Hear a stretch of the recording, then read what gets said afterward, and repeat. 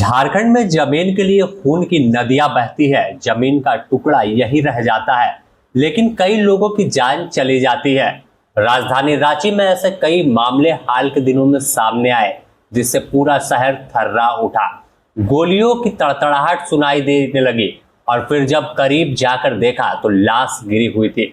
चाहे हाल में हुई हत्या अनिल टाइगर की बात कर ले या फिर सीपीआईएम नेता सुभाष मुंडा की, बवाल ऐसा मचा कि पूरी रांची थम सी गई। लेकिन जब खुलासा हुआ तो लोगों के पैरों तले जमीन खिसक गई कि पूरी हत्याकांड के पीछे कोई आपसे रंजिश नहीं बल्कि एक जमीन का टुकड़ा निकलकर सामने आया। यह कहानी अगर देखें तो पूरे झारखंड के हाल के दिनों में ऐसी ही है। जमीन के लिए कहीं भाई भाई को मौत के घाट उतार दे रहा है तो कहीं पड़ोसी मार देता है। विवाद इतना गहरा हो गया है कि अब सवालों के घेरे में पूरी सरकार और पुलिस प्रशासन है कि आखिर खून की नदियां कब रुकेगी। सबसे पहले अगर बात कर ले तो अनिल टाइगर हत्याकांड की आपको पूरी कहानी बताते हैं। अनिल टाइगर की हत्या 27 मार्च को काके चौक पर दिन दहाड़े गोली मारकर की गई। उनके शरीर में इतनी गोली मारी गई कि लोग गिन नहीं सकते थे। इस हत्याकांड में जमकर बवाल हुआ। 7 घंटे तक काके पर सड़क जाम रहा और लोग प्रदर्शन करते रहे। माहौल पड़ता देख पुलिस ने भी एसआईटी का गठन किया और जब मामले का खुलासा हुआ तो लोग चौंक गए। हत्या के पीछे कोई और नहीं निकला बल्कि इस कहानी में भी अपने ही थे। इस पूरे हत्याकांड को अंजाम दिवाने की साजिश पालकोट के राजा साहब ने रची थी। और जब यह मामला खुलासा हुआ कि कैसे पूरे हत्याकांड को अंजाम दिया गया तो राजा साहब ने शूटरों को पैसा दिया था और इस हत्याकांड को अंजाम दिवाने की साजिश में मुख्य साजिश करता थे। कोलकाता में पूरे जो मैपिंग थी वो की गई थी। बताया गया कि काके थाना क्षेत्र में गुरु मौजा के पास एक 10 एकड़ की जमीन है जिस पर वह काम करना चाहते थे और जमीन की बिक्री करवाना चाहते थे। लेकिन यह बात अनिल टाइगर को नागवार गुजर रही थी। जमीन विवादित होने की वजह से देवव्रत नाथ शाहदेव जो राजा साहब थे, इनके साथ कई बार वार्ता भी अनिल टाइगर की हुई।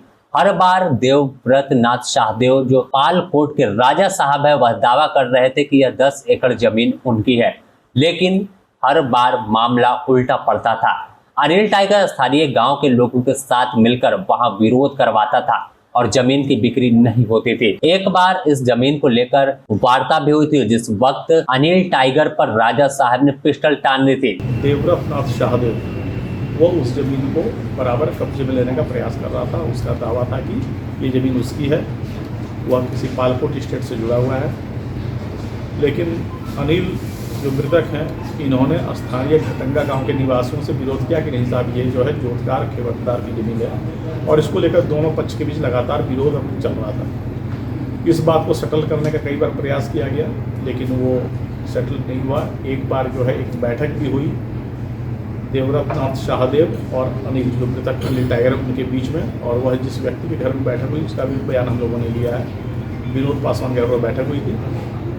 तो उस दिन जो बातचीत थी तो उसमें हुआ अल्टीमेटली कि जो अनिल महतो ने ये कहा कि भाई जितना ज़मीन है विवादित आप 50,000 रुपये पर डिस्मिल करके दीजिए तब जाके बात मैनेज होगी। तो कुल मिलाकर 4.5 करोड़ रुपये का डिमांड किया गया, जिसको देने के लिए देवव्रत नाथ शाहदेव तैयार नहीं था। देवव्रत नाथ शाहदेव ने उस दिन जो है पिस्टल दिखाकर भी अनिल महतो को डराने का प्रयास किया और वार्ता विफल हो गई। बाद में देवव्रत नाथ शाहदेव ने उस जमीन को सांसद मद से एक पहुंच पथ बनाने का प्रयास किया।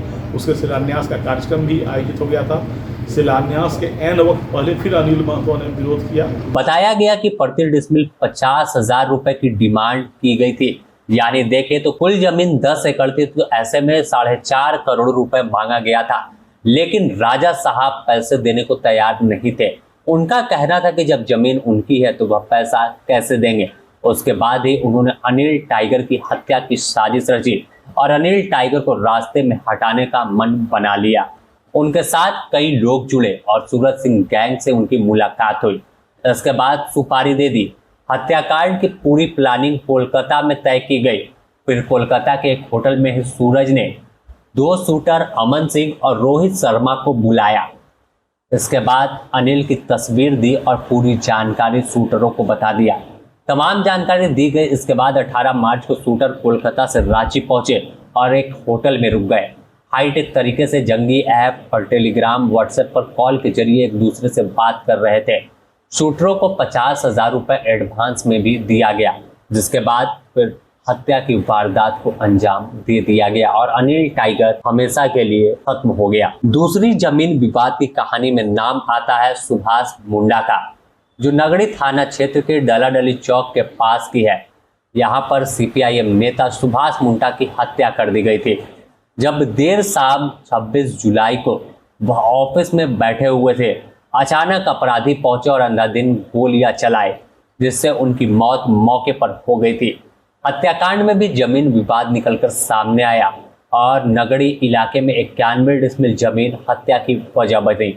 हत्या को अंजाम देने का खुलासा हुआ तो पूरे मामले में एक छोटू काल को विनोद और अभिजीत आरोपी निकले। 26 जुलाई की देर रात रांची थम सी गई थी और पूरी तरह सड़क जाम थी। हर तरफ टायर चल रहा था। समर्थक सड़क पर प्रदर्शन कर रहे थे और सुभाष मुंडा के हत्यारों के पीछे पुलिस की मिली भगत की भी बात कर रहे थे। पुलिस ने हत्याकांड को चुनौती के रूप में लिया और जांच शुरू कर दी। आखिर में शूटर कन्हैया सिंह और बबलू पासवान को किसने सेट किया था और इस हत्याकांड के पीछे पूरी कहानी क्या थी। कार्यालय के पास शूटर पहले भी दिखाई दिए थे तो सीसीटीवी फुटेज में तमाम चीजें सामने आई।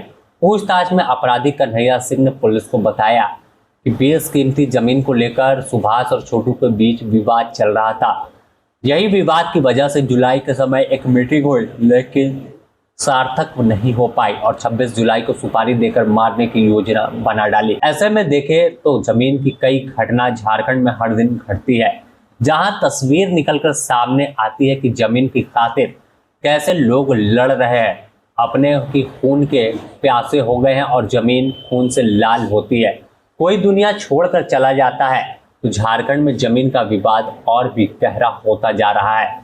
इसके अंदर जाकर देखे तो पूरा सिस्टम ही चौपट है, जिसका नतीजा खून खराबा है और किसी की जमीन किसी के नाम पर रजिस्ट्री हो जाती है तो दूसरा मोटेशन करा लेता है। ऐसे में सवालों के घेरे में पूरी सरकार है। इतनी हत्या के बावजूद भी सरकार नहीं जागी और जमीन की खातिर हर दिन खून की नदियां बहती रही तो आने वाला दिन और भी भयावह होने वाला है। Bureau report, the news post, Ranchi.